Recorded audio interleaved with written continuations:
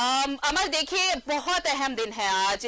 संसद में बजट पेश किया जाना है और अगर हम झारखंड के पर्सपेक्ट से देखें तो चाहे वो रेलवे हो या खनिज हो, इन सब के मामलों में सबसे ज्यादा टैक्स पे, सबसे बड़ा टैक्स पेयर है झारखंड।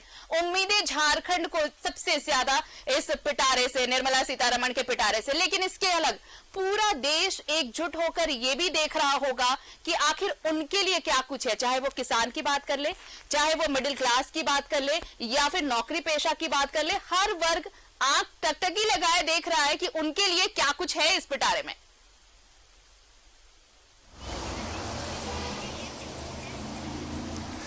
बिल्कुल आरती, आपने सही कहा कि आम लोगों का आम बजट है ये, और मुझे लगता है कि 2019 से 2024 मोदी सरकार का ये आखिरी आम बजट होगा ये, क्योंकि उसके बाद चुनावी प्रक्रिया में 2024 में लोकसभा के चुनाव होने हैं, तो चुनावी प्रक्रिया में चले जाएंगे, तो एक अंतरिम बजट जो है 2024 में आएगा।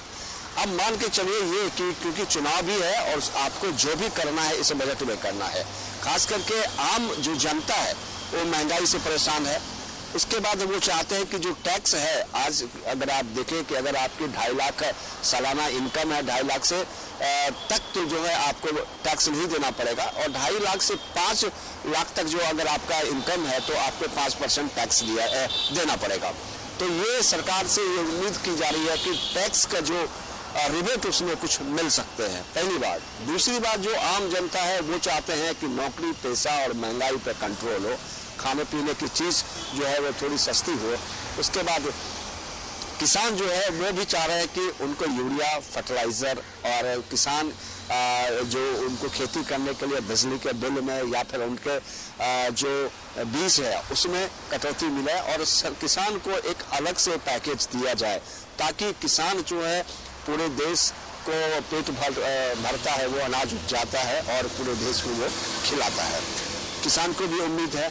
एजुकेशन सिस्टम में कुछ लोगों से जो हमारी बात हुई तो वो चाहते हैं कि जो एजुकेशन का जो फीस है उस पर सरकार एक कंट्रोल लाए, ताकि जो आम जनता है, आप बड़े बड़े से इंस्टीट्यूट में अगर आप जाएंगे तो आम पब्लिक के लिए जो है मुनासिब नहीं है पैसा दे पाना, और उसमें वो कटौती चाहते हैं आम जनता। अब देखना ये होगा, क्योंकि अब ये 10 बजे जो है पार्लियामेंट में आ जाएंगी निर्मला सीतारमण, उसके बाद 11 बजे से बजट शुरू हो जाएगा। इससे पहले निर्मला सीतारमण राष्ट्रपति से मिलने के लिए गई थी, और उसके बाद मिलने के बाद नॉर्थ एवेन्यू पहुंची। नॉर्थ एवेन्यू से वो सीधा जो पार्लियामेंट आएंगे, वहां से 11 बजे जो है उनका सेशन स्टार्ट हो जाएगा बजट पढ़ने का। अब लोगों की निगाहें हैं, क्योंकि साल भर का जो लेखा जोखा होता है सरकार पेश करती है कि किस चीज पर कितना रिबेट दिया जाएगा या फिर किसके दाम बढ़ाए जाएंगे। और खास करके पेट्रोल और जो डीजल है, पेट्रोल डीजल इतनी महंगी हो गई है कि आम जनता इससे त्रस्त है। किसी से आप पूछो तो सबसे पहला नाम जो है पेट्रोल और डीजल का ही वो लेते हैं, और कहते हैं कि पेट्रोल और डीजल पे जो है इस पर कंट्रोल होना चाहिए। अगर किसानों की अगर बात करते हैं तो डीजल से पानी पटवन किया जाता है, और उसमें पटवन डीजल बढ़ जाने के बाद जो है उनके लिए मुश्किलें और बढ़ गई है। वो चाहते हैं कि बिजली का बिल हो, डीजल हो, थोड़ी सस्ती हो, और खेती करने का जो साजो सामान है वो सस्ती हो। गृहिणी चाहती है कि खाने पीने के सामान सस्ते हो। चाहे आप देखें मस्टर्ड ऑयल की अगर बात आप करें, जहां 60 रुपये 70 रुपये मिलता था, आज 200-250 रुपये है, 300 रुपये तक मस्टर्ड ऑयल मिल रहा है। तो ऐसे में घर चलाना आम गृहिणी के लिए जो है मुश्किलें हैं, क्योंकि आप भी एक गृहिणी है, घर चलाती होंगी, तो आपको भी पता चल रहा होगा कि महंगाई किस तरह से अपना पैर मुंह फैलाए बैठी है। तो सरकार से उम्मीद है कि सरकार इसे कम करे, कंट्रोल करे, और आम जनता को थोड़ी राहत दे। सरकार के लिए भी एक राहत की बात होगी, क्योंकि एक मुद्दा होगा महंगाई का जब चुनाव 2024 के चुनाव में जाएंगे।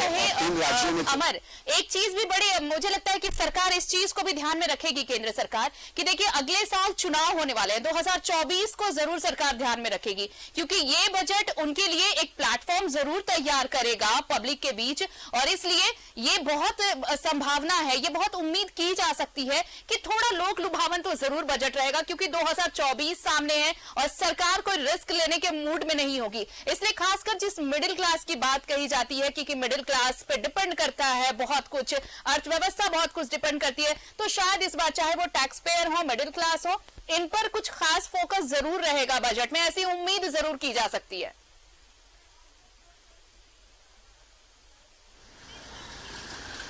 बिल्कुल बिल्कुल, देखिए सबसे अहम होता है कि जो टैक्स है उसमें क्या रिबेट, जो टैक्स का स्लैब है उसमें कितना रिबेट दिया गया है सरकार की ओर की। तमाम जो जनता है उसकी निगाहें इसी के ऊपर होती है कि सरकार टैक्स में कितना दिया गया।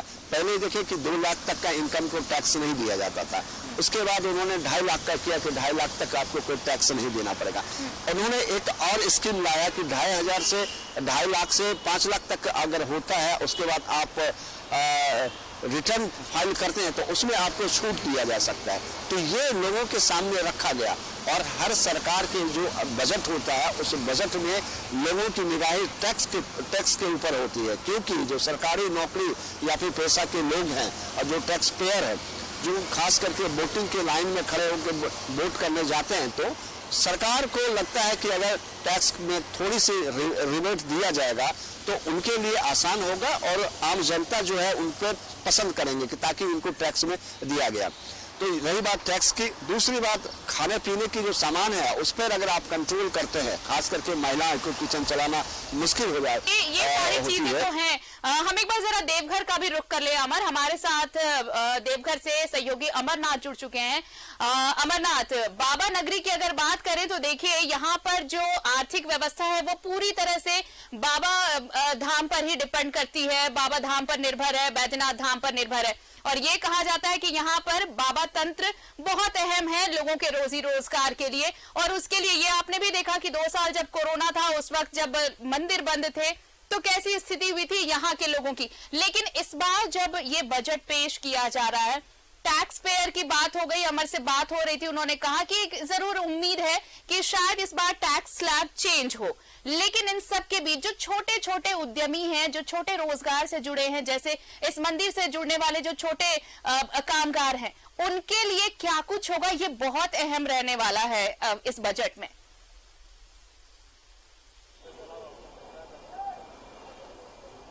जी हाँ, देखिए आम बजट को लेकर के छोटे, मैंने आपको पहले भी कहा कि चाहे छोटे तबके के लोग हैं या फिर अगर हम बात करें तो मध्यवर्गीय परिवारों का, जो छोटे छोटे दुकान करके अपना जीवन यापन कर रहे हैं। देवघर बाबा बैद्यनाथ की नगरी है और यहाँ पर तीर्थ यात्री जो आते हैं उसी के सहारे पूरा का पूरा यहाँ का अर्थव्यवस्था चलता है। तो उसको लेकर कहीं ना कहीं जो होटल व्यवसायी है, होटल व्यवसायी भी चाह रहे हैं कि जो टैक्स जो बढ़ा हुआ है, टैक्स जीएसटी जो है, जीएसटी कम हो उनको, जिससे कि यात्रियों को जो सुविधा वो लोग ज्यादा दे सके और उनको ज्यादा यात्रियों को ज्यादा पे नहीं करना पड़े, जिससे कि ज्यादा से ज्यादा यात्री यहाँ पर देवघर में पहुंचे। उसी के साथ मैं आपको बात कर लूँ कि पेड़ा का को लेकर के भी है या फिर इलायची दाना का कारोबार है, चप्पल का कारोबार है। लेकिन व्यवसायियों में एक जरूर बन रहा है कि जो जीएसटी का जो स्लैब है उस स्लैब को परिवर्तित करने की मांग की जा रही है। कहा जा रहा है कि इस जो जीएसटी सिस्टम है इसको थोड़ा सा जरूर सरकार को सोचना चाहिए, जो मिडिल क्लास फैमिली है और या जो छोटे व्यवसायी हैं उन व्यवसायियों पर ध्यान जरूर देना चाहिए और टैक्स स्लैब को कम करना चाहिए। अगर कम होता है तो आने वाले दिनों में जो महंगाई का जो ये है और लोग देखते हैं कि भाई महंगा है, ये हम अफोर्ड नहीं कर पाएंगे, होटल में अगर हम जाते हैं तो 18% हमारा जीएसटी लग जा रहा है। तो उन सभी चीजों का एक होटल व्यवसायियों का कहना है कि ये कम हो और जिससे कि खाने पीने के सामान भी सस्ते होंगे और वे लोग आएंगे जब बाहर से यहाँ तो अफोर्ड कर पाएंगे।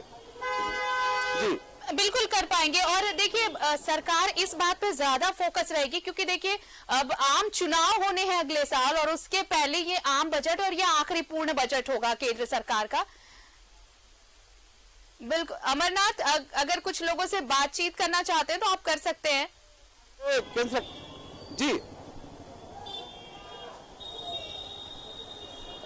जी देखिए आरती, अभी यहाँ पर कोई मेरे साथ दर्शक नहीं है जिससे मैं बात कर सकूं। बिल्कुल बिल्कुल। तो अमरनाथ, मेरा सवाल ये था कि अगले साल आम चुनाव है और इस बार ये केंद्र का ये आखिरी पूर्ण बजट, आम बजट ये पेश करेंगी।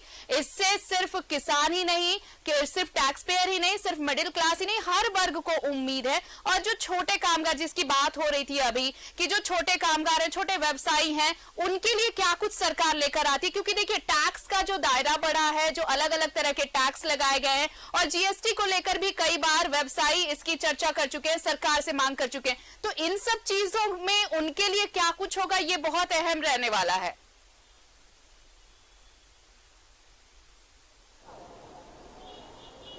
जी हाँ, देखिए वो वाकई उन लोग के लिए बहुत खास रहने वाला है ये बजट, और लोग की उम्मीद भी है कि सरकार उन्हें राहत देगी। देखिए कई छोटे छोटे चीजें, जैसे कि इस बार पिछले अगर हम बात कर लें तो आटा पर जीएसटी लगा दिया गया है, तो कई ऐसे चीजें हैं रोजमर्रा की चीजों पर जो कि लोग के आम जीवन में, चाहे वह छोटा तबका हो या मध्यवर्गीय परिवार हो या ऊंचे वर्ग के लोग हो, तो छोटे जो रोजमर्रा की चीजें हैं और उस पर जीएसटी जो लगाया गया है, वैसे चीजों पर सरकार से जरूर लोग की मांग है कि उसको जीएसटी के दायरे से बाहर करें, और जिससे कि लोगों को टैक्स से राहत मिले और सामान सस्ता मिल सके।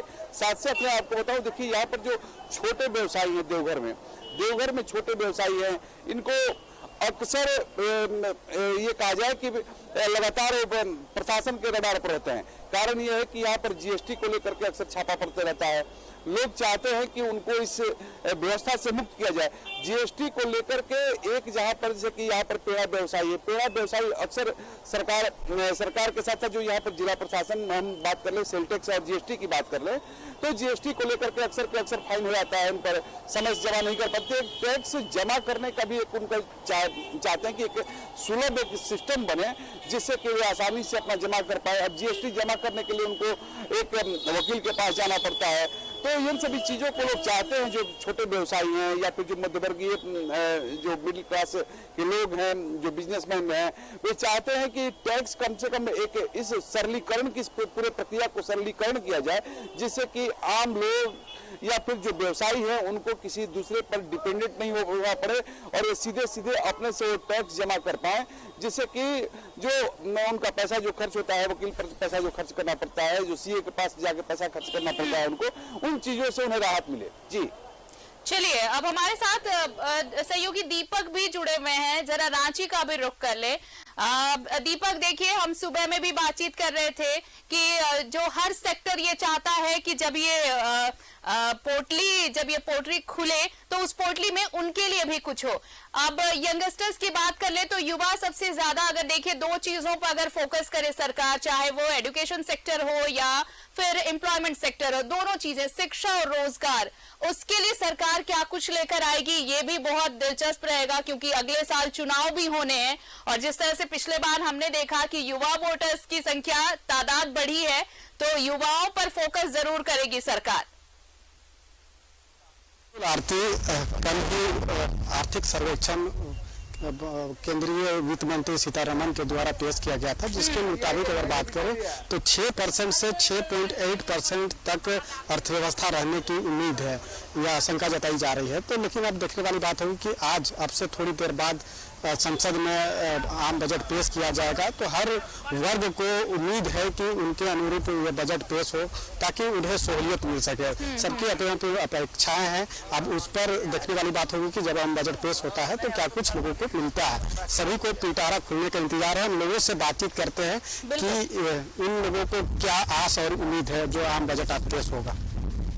आम बजट आज पेश हो रही है हिंदुस्तान का, सीतारमण जी हमारे पेश कर रहे हैं, इसलिए सीतारमण जी से मेरा गुजारिश है कि रेलवे बजट को थोड़ा संशोधन किया जाए और जो सीनियर सिटीजन का जो 50% डिस्काउंट था उसको फिर से बहाल किया जाए, पहला। और दूसरा कि जो 2.5 लाख का स्लैब था इनकम टैक्स का, इसको 5 लाख किया जाए ताकि हम लोग को कारोबार करने में सुविधा हो, मध्यम वर्गीय वर्ग को। और मैं सीतारमण से रिक्वेस्ट ये भी करेंगे कि हमारा नौजवान जो स्पोर्ट करते हैं, स्पोर्ट खेलते हैं, उस पर जो स्लैब है उसको बढ़ाया जाए, ऐसी स्लैब को, स्पोर्ट को और तगड़ा किया जाए। और भी लोगों से बातचीत करेंगे। आम बजट आज पेश हो रहा है, आपको क्या अपेक्षा है इस बजट से? हमारे मंत्री सीतारमण जी से ये रिक्वेस्ट है हम लोग कि हमारा देश कृषि प्रधान देश है और हमारे किसान जो है इतने कर्ज लेके इतना लोग गिर गए हैं कि आत्महत्या के तरफ जा रहे हैं। और जो भी लोग सब्जी फल जो भी मतलब उपजाऊ हो रहा है वो 5 रुपया कोई भी है, वो सस्ते दर पर दिखा रहे हैं। दीपक, आपको थोड़ा सा रोकना चाहेंगे। ये सीधी तस्वीरें संसद भवन से प्रधानमंत्री पहुंच चुके हैं संसद भवन, और आपको हमने थोड़ी देर पहले ये भी बताया कि राष्ट्रपति से मुलाकात हो चुकी है वित्त मंत्री निर्मला सीतारमण की, और थोड़ी देर में देखिए अब संसद में बजट भी पेश किया जाएगा। तो देश का बजट पेश होना है आज, और जो सबसे अहम चीज है कि महंगाई से क्या राहत मिलेगी जनता को, महंगाई से राहत। और इसके अलावा जो एक सब सेक्टर है जिसके लिए लंबे समय से मांग होती आ रही है वो है स्वास्थ्य। जी हाँ, स्वास्थ्य बजट जो अब तक 1.5% रहा है, इसके लिए अलॉटमेंट, क्या मांग हो रही है कि उसे बढ़ाकर 5% तक किया जाए। तो क्या इसमें बढ़ोतरी होती है, ये भी देखना होगा कि क्या कुछ सरकार ने स्वास्थ्य विभाग के लिए रखा है, स्वास्थ्य के क्षेत्र में कितना कुछ रखा है। साथ ही लोन की बात होती है, बैंकिंग सिस्टम को लेकर भी लोग थोड़े ये, और सबसे ज्यादा उसमें हाउसिंग लोन को लेकर छूट की उम्मीद की जा रही है। अब तक देखिए, अगर टैक्स की बात करें तो अब तक 2.5 लाख रुपए तक कोई टैक्स नहीं लगता।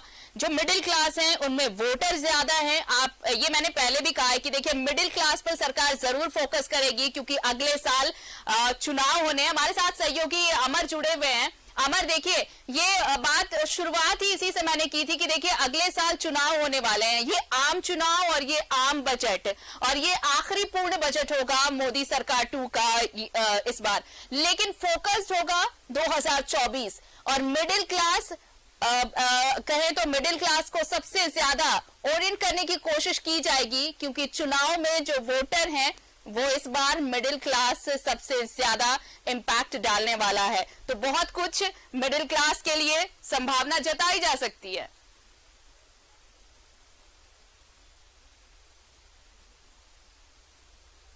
बिल्कुल, देखिए जैसे ही आप बजट पेश करते हैं तो एक साल का लेखा जोखा जो है आम जनता के पास आप रखते हैं। 5 चीजें अहम होती है। सबसे पहले जो टैक्स स्लैब है उसको देखते हुए टैक्स स्लैब में आप क्या कर रहे हैं, क्या छूट दे रहे हैं।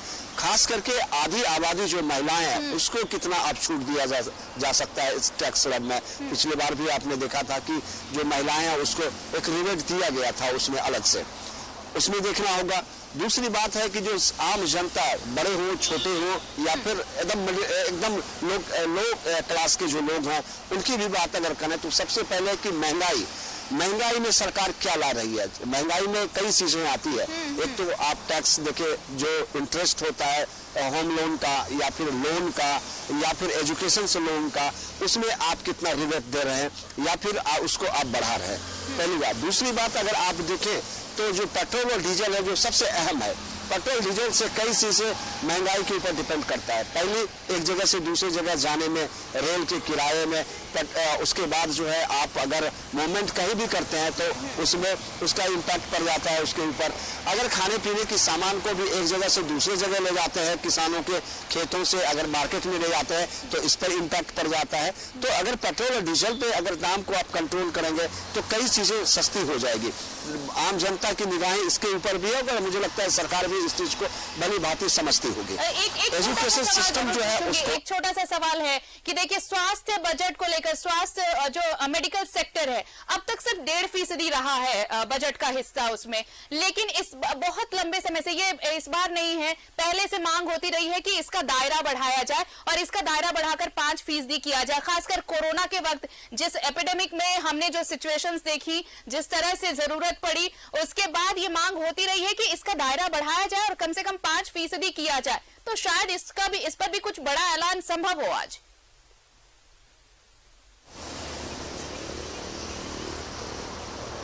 देखिए, स्वास्थ्य में सरकार कर सकती है। आयुष्मान आपने देखा कि जो सिस्टम था उसमें उन्होंने कोशिश तो किया था, लेकिन आम जनता को कितना फायदा हुआ, कितना नुकसान, तो ये आम जनता खुद जो है सामने आकर के बता रही है।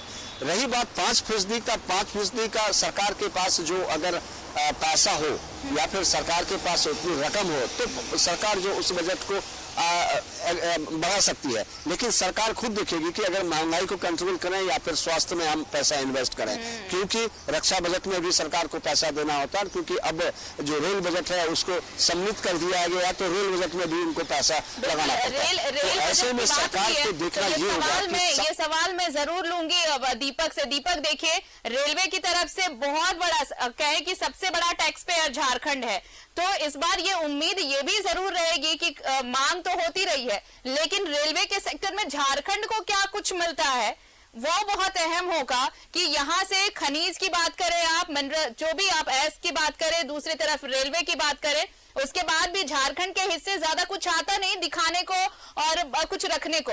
इस बार जरूर उम्मीद की जानी चाहिए। जी बिल्कुल आरती, रेलवे के माध्यम से ट्रांसपोर्टिंग बड़े पैमाने पर झारखंड से होती है, आयात निर्यात होता है और लोगों का आवागमन होता है।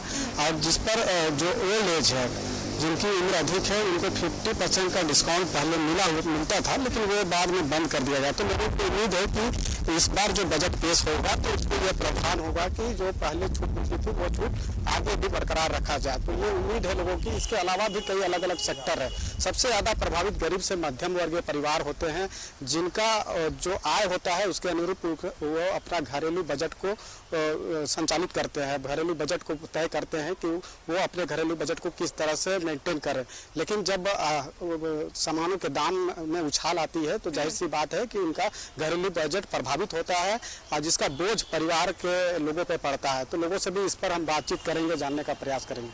जिस तरह से लोगों की आय होती है उसके अनुरूप तो वो अपना घरेलू बजट आप लोग भी तैयार करते होंगे, बजट बनाते होंगे, लेकिन जब दाम में उछाल आता है तो इसका क्या प्रभाव पड़ता है, किस तरह से बजट को मेंटेन करते हैं आप लोग?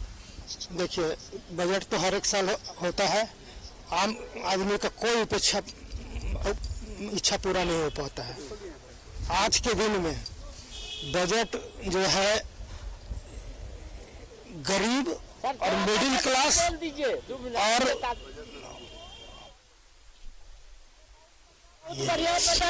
नहीं है ना, क्योंकि कॉर्पोरेट और बड़े बड़े उद्योगपतियों लोग को इससे कोई खास फर्क नहीं पड़ता है। ना उन लोग को चावल दाल खरीदने या गैस सिलेंडर खरीदने में कोई उन लोग का प्रॉब्लम होता है।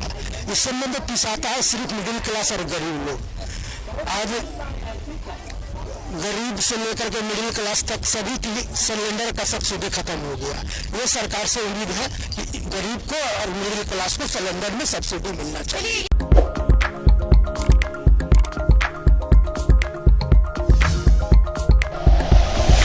Like and share videos, subscribe करें हमारा चैनल और प्रेस करें बेल आइकॉन। न्यूज़ 11 भारत, सच है तो दिखेगा।